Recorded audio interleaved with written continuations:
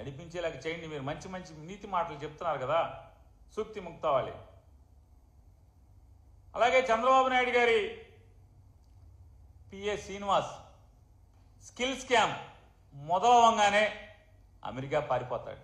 America టికెట్లు ఎవరు కొంటారో మీకు తెలుసు, ఎవరు కొని పంపించారో.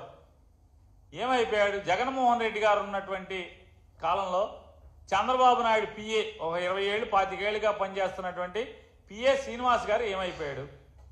మళ్ళీ ఎప్పుడు వచ్చాడు? ఎందుకు వచ్చాడు? ఇవాళ ఏం చేస్తున్నాడు?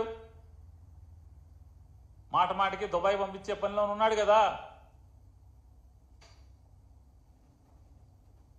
అయ్యి వదిలేసి మన శ్రీనివాసు మూటలు దుబాయ్ పంపించే ఆ లెక్కలు చూసుకుంటాక వెనకాల ఎవరు వెళ్తున్నారో మనం చూసాం.